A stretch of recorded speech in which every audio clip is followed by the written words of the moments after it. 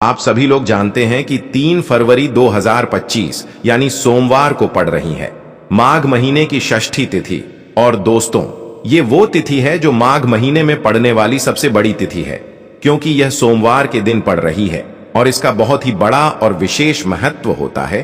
पूज्य गुरुजी ने कहा है कि अगर कभी भी मौका लग जाए और माघ महीने की षष्ठी तिथि सोमवार को पड़ जाए तो आप लोगों को 11 चावल के दाने का उपाय तो अवश्य ही करना चाहिए। इन दोनों का संयोग बहुत ही कम आता है। इसी के साथ में गुरुजी ने अपनी शिव पुराण कथा में बताया है कि इस दिन आपको 11 चावल दाने का उपाय तो आपको अवश्य ही करना चाहिए, क्योंकि ऐसा दिन पूरे साल में सिर्फ एक ही बार आता है।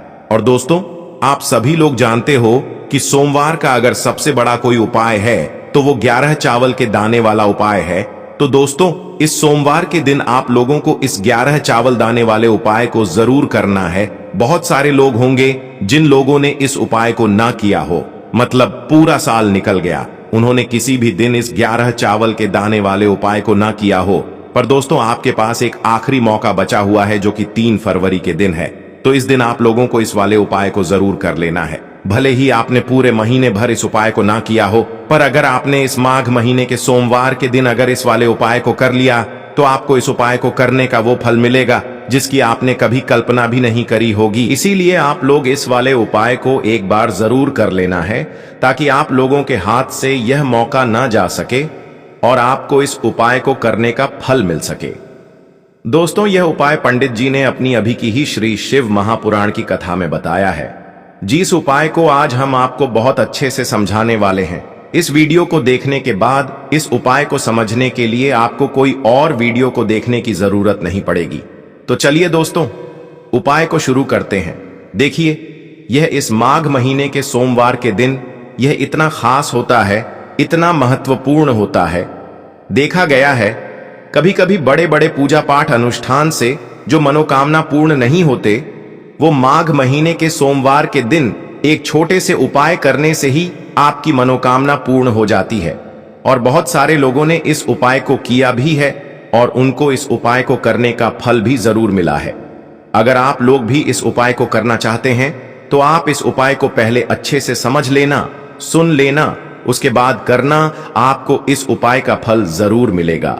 और इस उपाय को कर लेने से आपके घर में चाहे किसी भी प्रकार की दुख और समस्या क्यों ना चल रही हो, आपको उसका कारण भी नहीं पता है कि भाई यह समस्या किस कारण से चल रही है, उसका कुछ भी कारण हो सकता है, जैसे पितृदोष हो सकता है या किसी भी तरह का मंगल दोष भी हो सकता है। तो इस दिन आप लोगों को यह वाला उपाय कर लेना है। यह एक ऐसा उपाय है जिस उपाय को अगर किसी विशेष दिन पर किया जाए तो भाई उस विशेष दिन का जो है वह तो हमें मिलता ही मिलता है, पर हमने उस दिन पर इस उपाय को किया है तो हमें उससे भी बड़ा फल मिलता है, और फल बहुत जल्दी मिलता है, क्योंकि आप इस उपाय को बहुत ही बड़े और विशेष दिन पर कर रहे हो।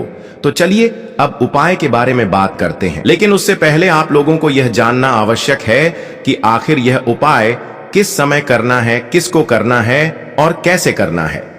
तो चलिए हम आगे आपको वीडियो में एक एक करके बता देते हैं।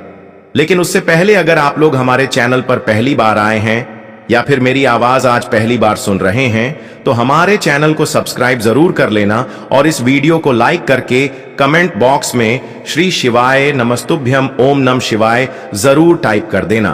तो दोस्तों, इस 11 चावल के दाने वाले उपाय को हमें इस सोमवार के दिन कैसे करना है, किसको करना है, किस समय करना है और कहां पर करना है, ये सारे सवालों के जवाब आपको इस वीडियो में मिल जाएंगे।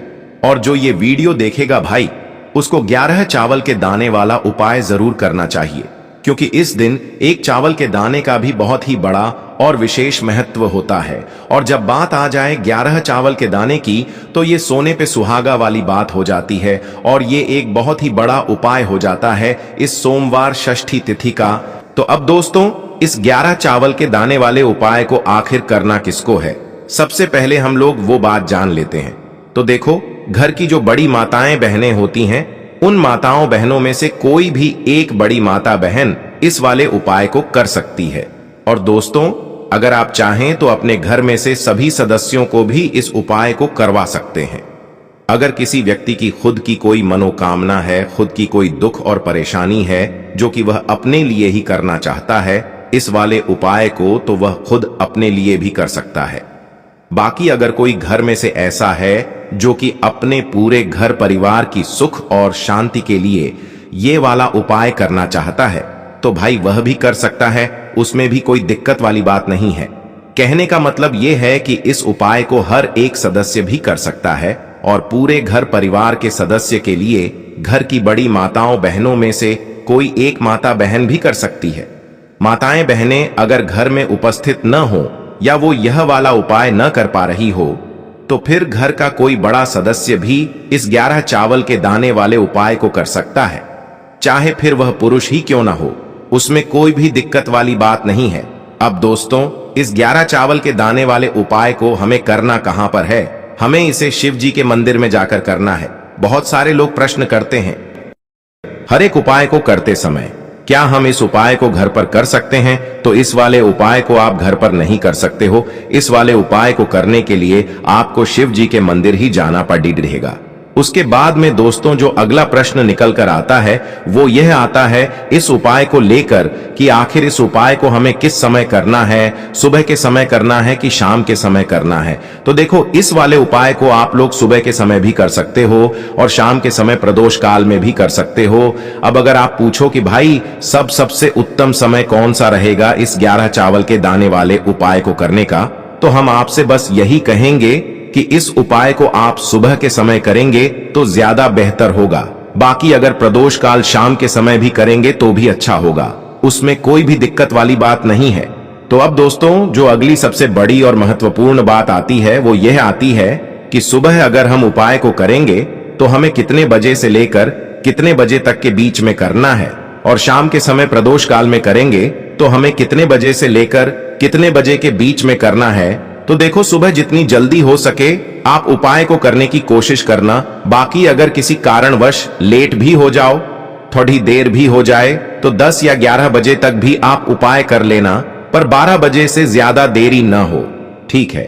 इस बात का ध्यान रखना। उसके बाद में दोस्तों अगर शाम के समय प्रदोष काल की बात करें, प्रदोष काल का जो समय होता है वो शाम के 6 बजे से शुरू हो जाता है।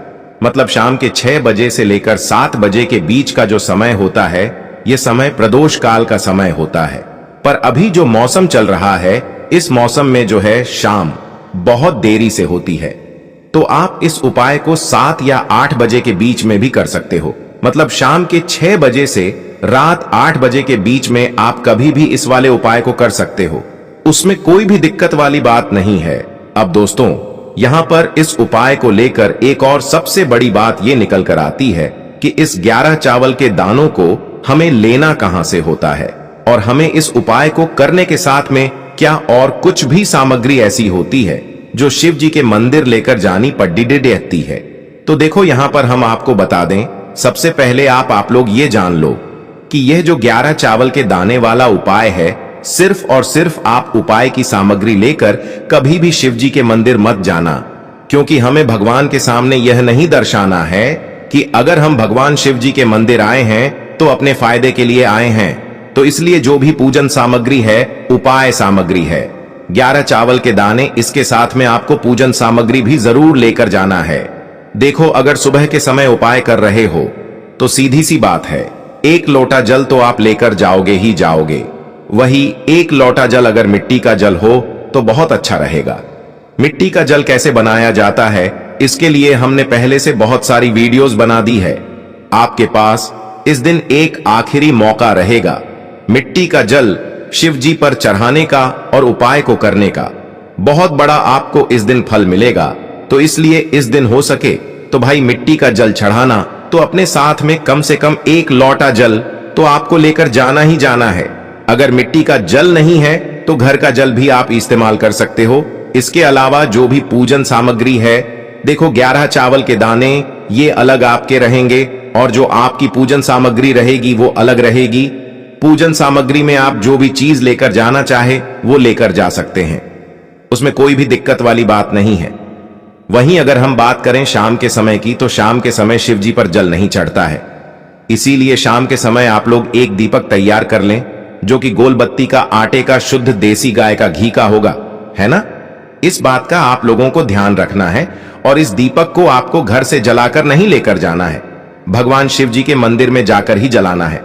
इस बात का भी आप लोगों को ध्यान रखना है। अब दोस्तों यहां पर हमें इस बात को समझना है कि यह 11 चावल के दाने हमें लेना कहां से है।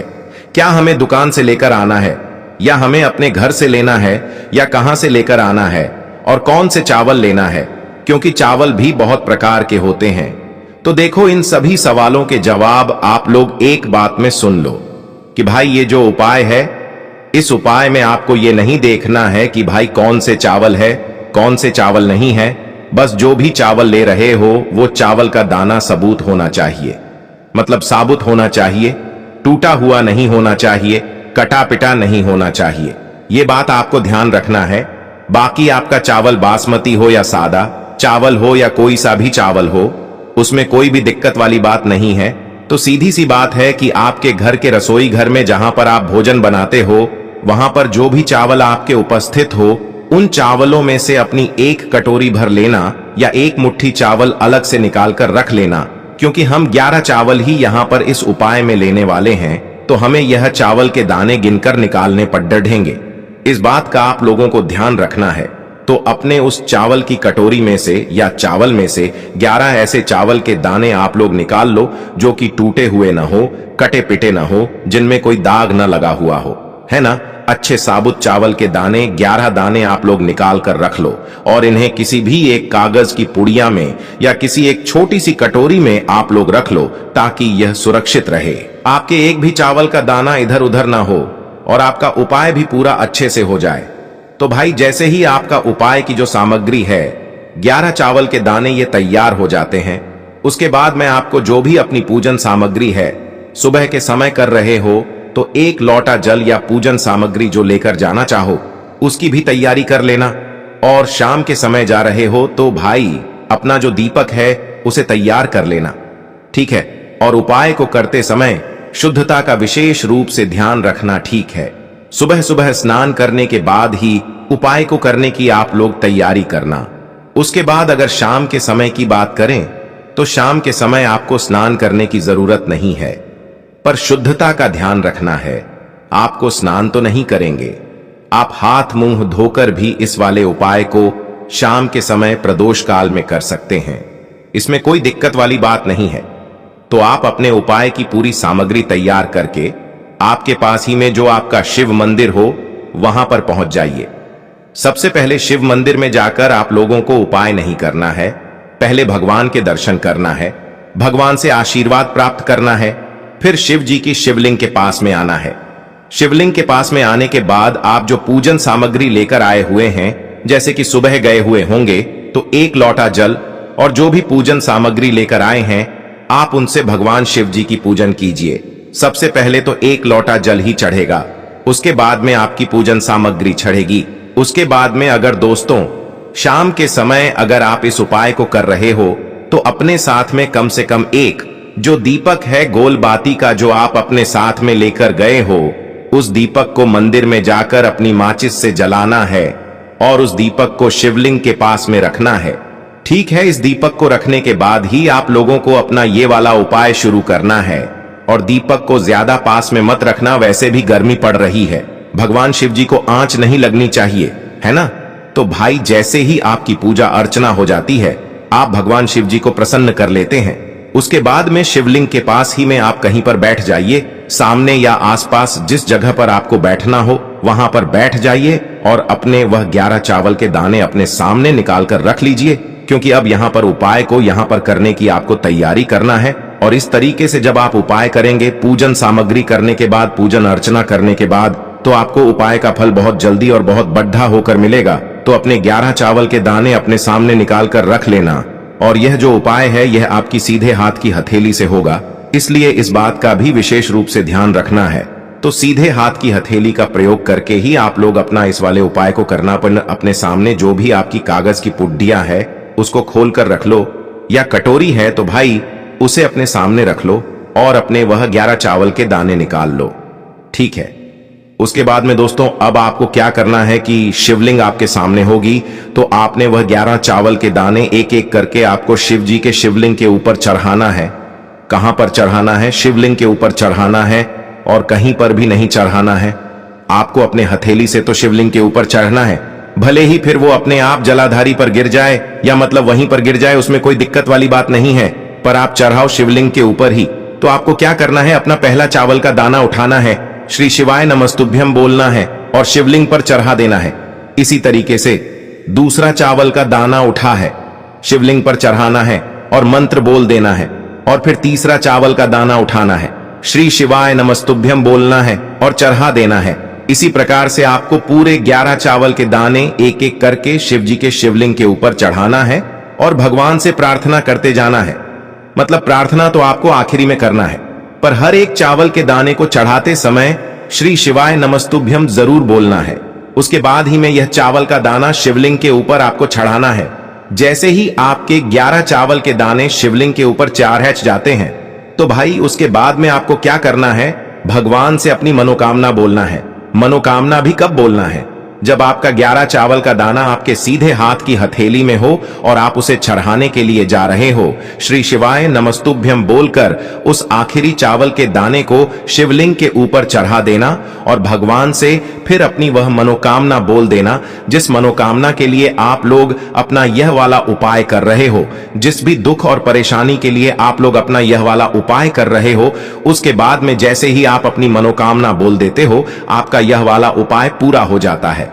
पर दोस्तों, उपाय को करने के बाद आप लोगों को 2 मिनट भगवान शिव जी के मंत्र का जाप जरूर करना है और मंत्र का जाप करने के बाद भगवान से एक और बार प्रार्थना करना है अपनी मनोकामना के लिए या अपनी जो भी दुख और परेशानी है उसके लिए। इसके बाद में आप लोग भगवान को देखकर, भगवान से प्रार्थना करके, उनसे आशीर्वाद लेकर वहां से उठ सकते हैं और अपने घर पर जा सकते हैं। बस दोस्तों, यहां पर यह वाला उपाय पूरा हो जाता है।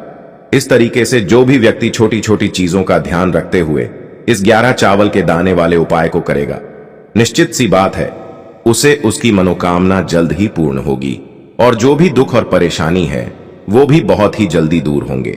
और दोस्तों, अगर आपको हमारी ये वीडियो पसंद आई हो तो हमारे इस वीडियो को लाइक और चैनल को सब्सक्राइब जरूर करें। हर हर महादेव, ओम नमः शिवाय।